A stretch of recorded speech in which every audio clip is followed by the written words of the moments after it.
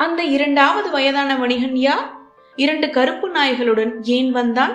இந்த நாய்கள் அவன் சொந்த சகோதரர்களா? இதற்கான விடை இந்த 3ஆம் நாள் இரவில் பார்க்கலாம். அவன் பெயர் காசிம். மரத்தடியில் அமர்ந்தான். 2 கருப்பு நாய்களும் அவன் பக்கத்தில் அமைதியாக அமர்ந்தன. அவற்றின் கண்கள் ஹாசனை பார்த்தன. அந்த கண்களில் மனித வலி தெரிந்தது. காசிம் நீண்ட மூச்சு விட்டான். ஜின் மேலே இருந்தது, காத்திருந்தது. காசிம் ஜின்னை பார்த்தான். ஓ மகத்தான ஜின்னே, என் கதை கேள்.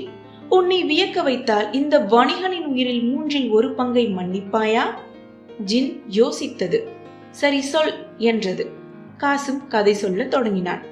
நான் 3 சகோதரர்களில் இளையவன். எங்கள் தந்தை இறந்த போது சொத்தை 3ஆக பிரித்தார். என் 2 அண்ணன்களும் வியாபாரம் செய்தார்கள். நான் வீட்டிலேயே இருந்தேன். சேமித்தேன், திட்டமிட்டேன். 1 வருடம் கடந்தது. என் அண்ணன்கள் வந்தார்கள். கையில் காசு இல்லாமல். எல்லாம் நஷ்டமாகிவிட்டது என்றார்கள். நான் என் சேமிப்பை 3ஆக பிரித்தேன். என் பங்கை வைத்துக் கொண்டேன். அவர்களுக்கு 2 பங்கு கொடுத்தேன். மீண்டும் வியாபாரம் செய்யுங்கள் என்று சொன்னேன். 2ஆம் முறையும் அவர்கள் நஷ்டப்பட்டார்கள். 3ஆம் முறை மூவரும் சேர்ந்து கடல் வழியாக வியாபாரம் செய்ய கிளம்பினோம். நான் கடினமாக உழைத்தேன். பல நாடுகளில் வியாபாரம் செய்தேன். நிறைய லாபம் சம்பாதித்தேன். ஆனால் என் அண்ணன்கள், அவர்கள் என்னை பார்த்தார்கள். என் செல்வத்தை பார்த்தார்கள். அவர்கள் மனதில் ஒரு கூடிய எண்ணம் தோன்றியது. காசிம் குரல் நடுங்கியது. ஒரு இரவு நான் கடலில் தூங்கிக் கொண்டிருந்தேன். என் அண்ணன்கள் என்னை கடலில் தள்ளிவிட்டார்கள். ஹாசன் அதிர்ச்சியில் வாயடைத்தான். சாலிம் கண்களை மூடிக்கொண்டான். என் சொந்த அண்ணன்கள் என் செல்வத்துக்காக என்னை கொல்ல முயன்றார்கள். நான் தண்ணீரில் மிதந்தேன். அலையில் அடித்துச் செல்லப்பட்டேன். ஒரு மரக்கட்டையை பிடித்துக் கொண்டு மிதந்தேன். ஒரு தீவை அடைந்தேன். உயிர் பிழைத்தேன். அந்த தீவில் ஒரு குதிரை தெரிந்தது. அந்த குதிரையை தொட்டேன். திடீரென்று அந்த குதிரை மறைந்தது. அதன் இடத்தில் ஒரு மனிதன் நின்றான். அவன் ஒரு மந்திரவாதி. என் கதை கேட்டான். அவன் சொன்னான், உன் அண்ணன்கள் உன்னை கொல்ல முயன்றார்கள். அவர்கள் தண்டிக்கப்பட வேண்டும். ஆனால் அவர்கள் உன் சகோதரர்கள். கொல்வதை விட ஒரு பாடம் கற்பிக்கலாம். நான் கேட்டேன், எப்படி? அவன் சொன்னான், நான் உன்னை வீட்டிற்கு அனுப்புகிறேன். நீ வீடு திரும்பும் போது உன் அண்ணன்கள் திரும்பி வருவார்கள். உன்னை பார்த்ததும் அதிர்ச்சி அடைவார்கள். அப்போது நான் சொல்வதை செய். அவன் என் காதில் ஒரு மந்திர வார்த்தை சொன்னான். நான் வீடு திரும்பினேன். என் அண்ணன்கள் வந்தார்கள். என்னை பார்த்தார்கள். நீ உயிரோடு இருக்கிறாயா என்று திகைத்தார்கள். கோபப்பட்டேன். வலிக்கிறது, ஆனால் கொல்லவில்லை. அந்த மந்திர வார்த்தையை சொன்னேன். 2 அண்ணன்களும் 2 கருப்பு நாய்களாக மாறினார்கள். காசிம் நாய்களை பார்த்தான். நாய்கள் தலை குனிந்தன. 10 வருடங்களாக நான் அவர்களை இப்படி வைத்திருக்கிறேன். ஒவ்வொரு நாளும் அவர்கள் கண்களில் வலியை பார்க்கிறேன். ஒவ்வொரு நாளும் என் மனதும் வலிக்கிறது. என்னை கொல்ல முயன்றவர்கள், ஆனால் என் அண்ணன்கள். என்னால் அவர்களை விட்டுவிட முடியவில்லை. அதனால் இன்றும் அவர்களோடு வாழ்கிறேன். ஜின் வியந்தது. 2ஆம் பங்கு. நீண்ட அமைதி. ஜின்னின் தீக்கண்கள் நிறைந்தன. மலை போன்ற உடல் சிறிது குழங்கியது. காசிமே, உன் அண்ணன்கள் உன்னை கொல்ல முயன்றார்கள். நீ அவர்களை மன்னித்தாயா? கொல்லவில்லை. இன்னும் அவர்களோடு வாழ்கிறாய். இந்த அன்பை நான் பார்த்ததில்லை. இந்த வணிகனின் உயிரில் 1/3 பங்கை மன்னித்தேன். ஹாசன் கண்களில் நீர் வழிந்தது. இப்போது 2 பங்கு மன்னிக்கப்பட்டது. இன்னும் 1 பங்கு மட்டுமே. சாலிம் ஹாசனின் தோளில் கை வைத்தான். ஹாசன், இனி உன் முறை. ஹாசன் தனியாக நிற்கிறான். ஹாசன் ஜின்னை நேருக்கு நேர் பார்த்தான். தீக்கண்கள், இடிக்குரல். நேருக்கு நேர் பார்த்தான். ஆனால் ஹாசன் ஓடவில்லை. மெதுவாக முன்னே வந்தான். ஜின்னே, நான் ஒரு வாக்கு கொடுத்தேன். திரும்பி வந்தேன். ஒரு தவறுக்கு நீதி வேண்டும் என்பது சரிதான். ஆனால் ஜின் கேட்டது. ஆனால் என்ன? என் தவறு தெரியாமல் நடந்தது. என் மனதில் தீய எண்ணம் இல்லை. இந்த 2 வணிகர்களை பார். ஒருவன் மனைவியை மன்னித்தான்.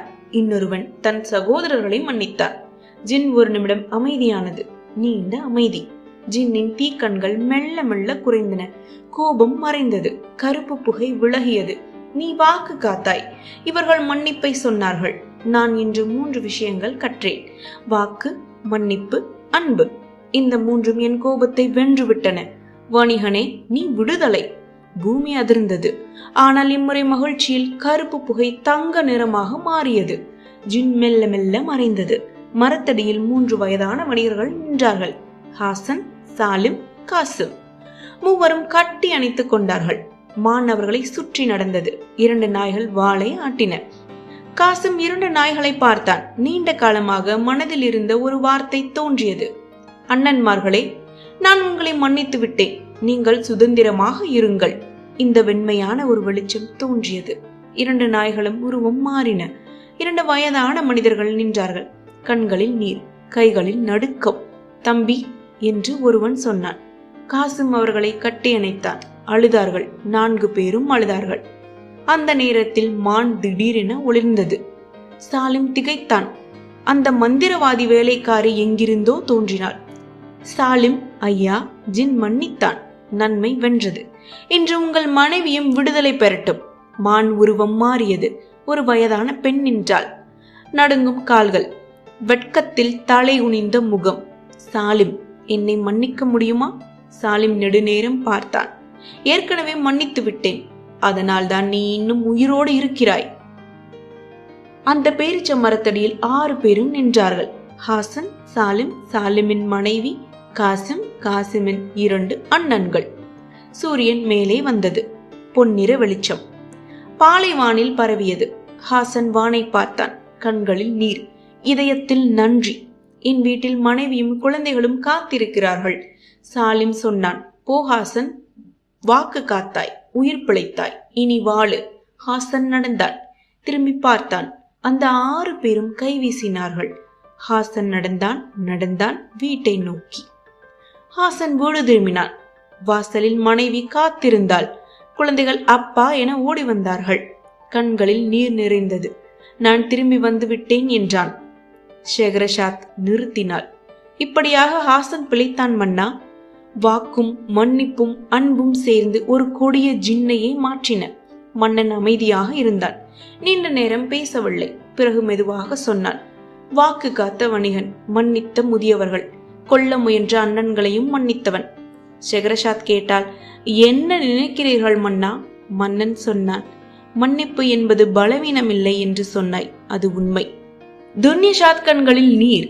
அக்கா, ஹாசன் பிழைத்தான். நல்லவர்கள் வென்றார்கள். ஷெஹ்ரஸாத் புன்னகைத்தாள்.